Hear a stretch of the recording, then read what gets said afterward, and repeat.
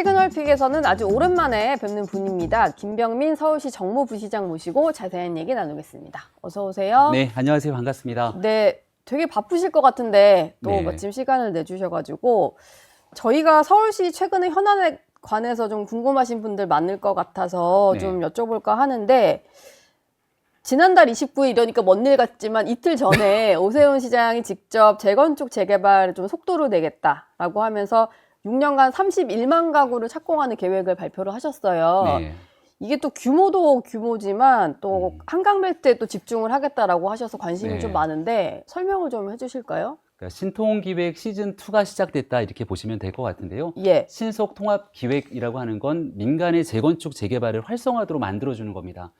쉽게 말해서 2021년 오세훈 서울시장이 4.7 보궐선거를 취임하고 난 다음 한동안 재건축 재개발이 꽉 막혀 있었거든요. 네. 근데 재건축 재개발을 시작하려면 입구를 열어줘야 되지 않습니까?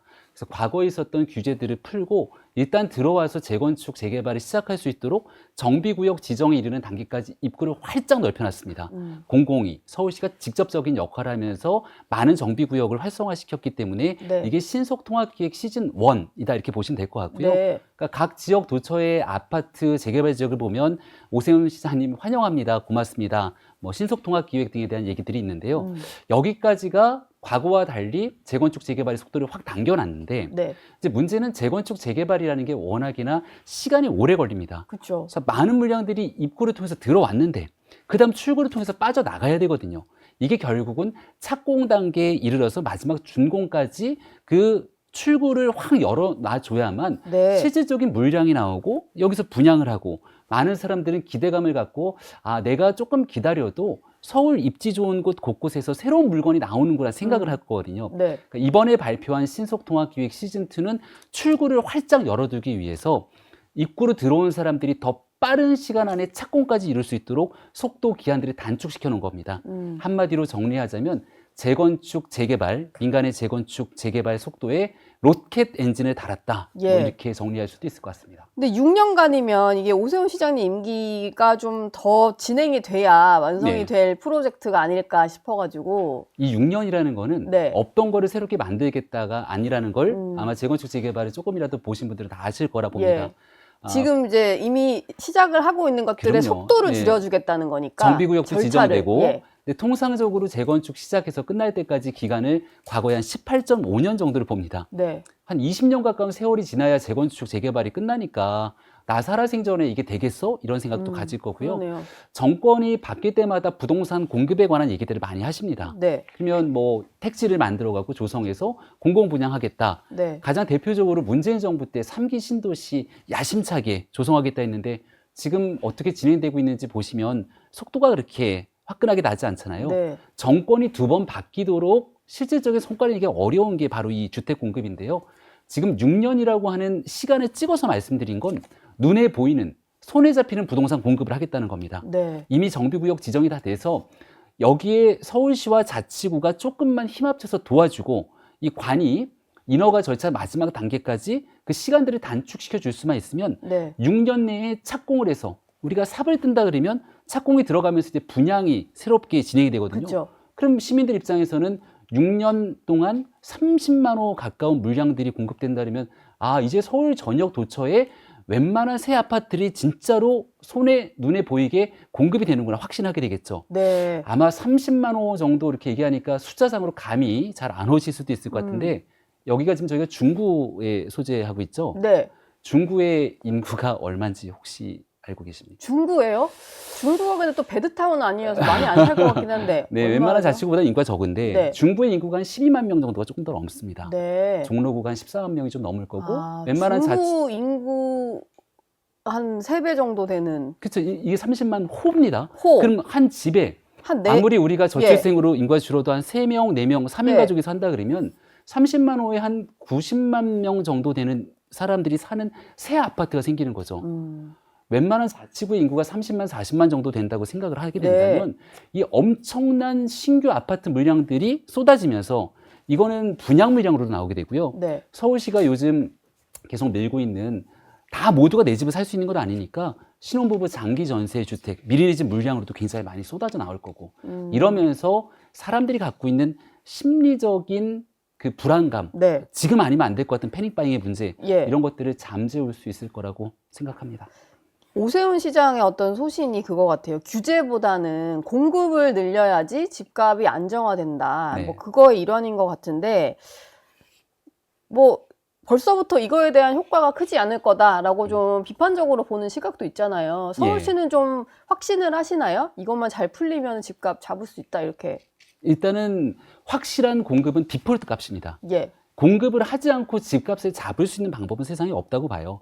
그러니까 국토부도 중앙정부도 역대 어느 정부도 부동산 대책하면 항상 어디에 시민들이, 국민들이 살고 싶은 곳에 공급을 할 수 있을까를 고민을 하게 되죠. 예. 근데 서울에 남는 땅이 없지 않습니까? 그러니까 빈 유유지가 없으니 정부 중심으로 공공이 뭔가 공급을 하려 그러면 항상 경기도 외곽 지역에 땅을 조성하거나 아니면 서울에 있는 그린벨트를 일부 해제하거나 하는데 그런 곳에다가 공급을 하려면 그 토지 보상을 비롯해서 정말 절차가 굉장히 오래 걸리거든요. 네. 근데 서울 같은 곳은 재건축, 재개발로 이미 오래된 노후 아파트들을 충분히 재개발, 재건축을 하거나 노후 저층 주거 지역을 재개발하게 되면 네. 물량들이 많이 나올 수 있죠. 근데 이제 물론 이 부분만 갖고 부동산을 안정화시킬 수 있냐? 그렇지는 않을 수도 있습니다. 왜냐하면 부동산이라는 건 시중에 풀린 이 통화량이 워낙이나 많을 때 네. 이 인플레이션과 함께 올라갈 수 있는 상황들이 존재하고요. 또 최근에는 이 97 부동산 대책 이후로 첫 번째, 정부가 대책을 발표했는데 서울 수도권에 제대로 된 신규 물량이 없네? 그러면은 공급이 부족하니까 오르는 것 아니야라는 심리도 하나 있고요.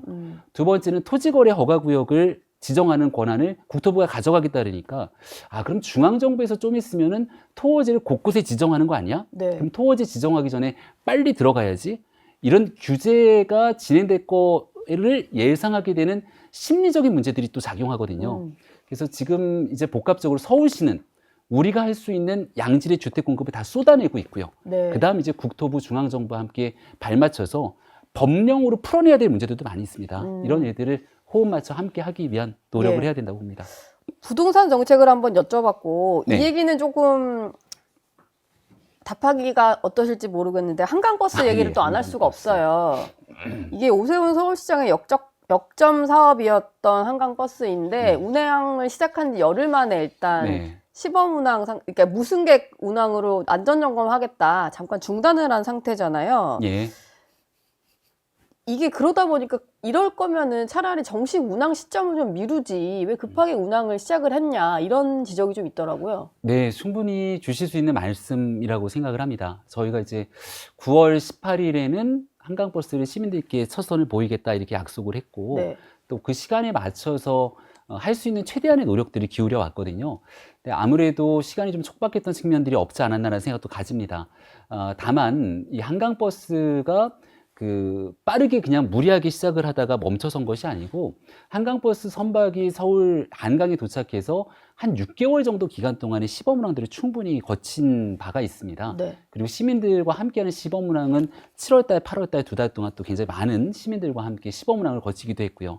근데 이제 이 한강버스가 한두 척이 돌아다니는 게 아니라 대중교통의 정시성을 가지기 위해서는 그러니까 시간대마다 7개 선착장을 제대로 돌기 위해서는 더 많은 배가 필요하거든요. 네. 이제 추가 선박들이 건조돼서 올라오는 과정에 시간이 좀 촉박해서 늦게 올라온 배들, 이 배가 기존에 한 6개월 정도의 시범 운항을 했던 배와 같은 기종입니다. 네. 그래서 이제 이 정도면 2대 정도의 시범 운항을 충분히 거쳐서 문제를 정리 조정했기 때문에 나머지도 한강에 잘 적응할 수 있겠다 생각하고 시작을 했지만 네. 나머지 2대에 대한 한강 적응 과정에서의 시간이 조금 더 필요하다. 이런 실제 운항 과정 속에서의 고민들이 있었고 예. 아마도 저희도 내부적으로 이제 약간의 고민이 있었던 게 그럼에도 불구하고 계속 운항을 하면서 조정을 해날까 갈까 하는 대안이 있었지만 서울시장께서 다소 시민들께 한 달 정도의 시간 동안 조금 답답함을 드릴 수는 있더라도 네. 조금 더 완벽하게 정리 조정해서 좋은 모습을 보이는 게 낫겠다. 그러니까 정치적으로는 사실 부담이죠. 송구하다, 중간에 멈춰섰다, 또 상대 정당의 비판도 있을 수 있겠습니다만 그래도 한강버스의 안착을 위해서 일단은 한 달 정도의 시간을 갖기로 한 점에 대해서 예. 시민 여러분들께 양해를 구하고 조금만 기다려 주시면 훨씬 좋은 모습으로 한강의 새로운 변화는 반드시 만들어낼 겁니다. 예. 근데 이거를 좀 예. 타본 사람들 얘기 들어보면 뭔가 한강을 유람하듯이 이제 풍경 보기에는 참 너무 좋다. 근데 당초에 서울시가 얘기하셨던 것보다는 속도도 느리고 운항을 이제 뭐 시작점부터 종점까지 가는 시간도 너무 길고 그러다 보니까 왜 그러면은 이걸 계산을 못하고 처음에 얘기할 때는 출퇴근용이고 좀 빨리 갈 것처럼 얘기를 했느냐, 뭐 이런 얘기도 있어요. 네, 한강버스는 다시 한번 말씀드리지만 출퇴근의 지하철의 대체 교통수단은 아닙니다. 네, 그러니까 새로운 한강을 즐길 수 있는 또 하나의 교통수단이 마련이 된 것이죠. 세계 유수의 도시들을 가보면 그 예쁘고 아름다운 강들을 그냥 그대로 두고 있는 곳들은 사실 거의 없다시피 하죠. 강폭을 기준으로 보면 여러 가지 유럽 도시들의 강들은 한 200에서 300m 정도의 폭에도 불구하고 많은 배들이 시민들의 생활과 함께 하는데 네, 우리의 한강은 강폭이 한 1km가 됩니다. 그리고 요즘은 한강에 머물고 계신 시민분들이 하루에 한 20만 명 정도?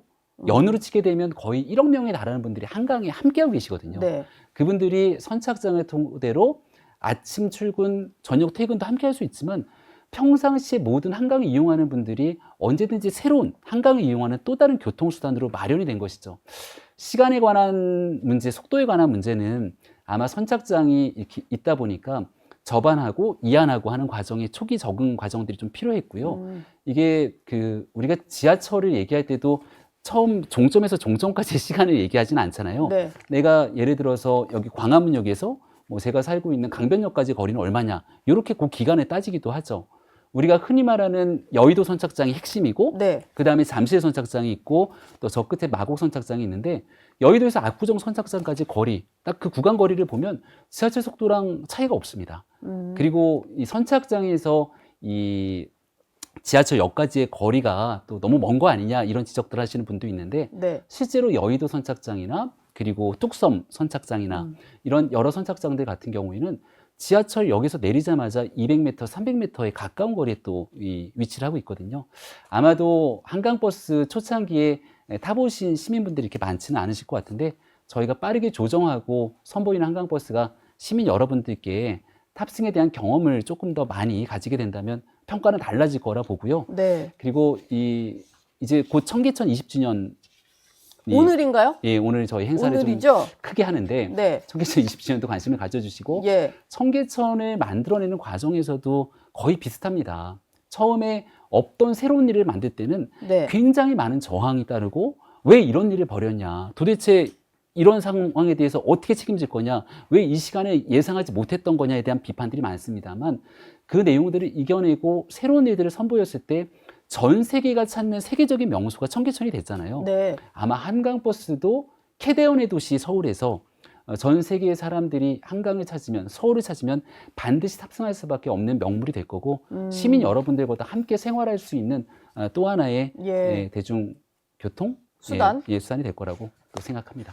아까도 잠깐 말씀 주셨습니다만 민주당에서 박주민 의원은 홍보에만 매진했던 무책임한 시정이다. 뭐 전현희 의원 같은 경우는 처음부터 실패가 예견돼 있었다. 뭐 이런 얘기를 하는데 네. 모두들 이제 서울시장 출마를 노리는 민주당 의원들이다 보니까 견제용이라는 해석이 좀 많아요. 여기에 또 박용진 전 의원까지도 거들었는데 네. 마을버스부터 해결해라 뭐 이런 얘기도 하셨고 이 얘기를 좀 어떻게 듣고 계십니까? 그러니까 여권에서. 비판은 예. 누구나 할 수 있고 또 겸허히 받아들일 수 있는 지점들도 있습니다만 최근 들어서 여권의 핵심 정치인들의 비판은 임디연 기우제식의 비난 일색이거든요. 네. 그러니까 자고 일어나면 과거에 이제 우리가 문모닝 얘기했던 그 박지원 의원의 별칭이기도 했잖아요. 예. 예. 일어나면 항상 문재인 대통령에 대한 비판했다고. 요즘은 오모닝이란 용어가 오모닝. 회자될 정도로 네. 아침에 눈을 뜨면 오세훈 시정에 대한 비판들이 많습니다. 서울시의회 의원님들의 비판 당연하다고 생각하는데 대한민국 민주당 국회의원님들은 여당 의원님들이시거든요. 네. 비판하신 분 중에는 상임위원장님도 계셔요. 근데 우리가 지난 주말 사이에 대한민국을 가장 뜨겁게 달궜던 이슈가 뭡니까? 국가정보자원관리원회 화재 문제 때문에 지금 이 순간에도 제대로 된 시스템이 갖춰지지 않아서 내 생활에서의 삶이 이 정리가 되지 않으면서 큰 고통을 안겨주고 있는 문제가 많거든요. 네. 저는 집권당에서 몸을 담고 있는 분들의 핵심적인 본인의 본캐는 이러한 국가에 관련된 일들에 대한 집권 여당 의원으로서의 책무를 다하는 게 아닌가 싶거든요. 특히 보건복지위 같은 경우는 복지 시스템 마비 때문에 정말 많은 분들이 피해를 입고 있는데 네. 이런 일들을 우선하셔야 되는 것 아닌가? 근데 이것과 관계없이 한강버스도 서울시에 있는 많은 애들에 대해서 애정을 갖고 비판해 주시는 건 고마운 일인데 네. 해야 되는 본질이 무엇인가에 대한 고민을 좀 해줬으면 좋겠다. 언제까지 야당 의원으로 머물러 있는 건 아니지 않나. 예. 이런 얘기를 좀 드리지 않을 수가 없네요. 오모닝 하지 말고 현안을 조금 더 신경 써 주셨으면. 저희 영상 많이 시청해 주시고요. 좋아요, 구독, 댓글, 알림 설정 꼭 부탁드리겠습니다.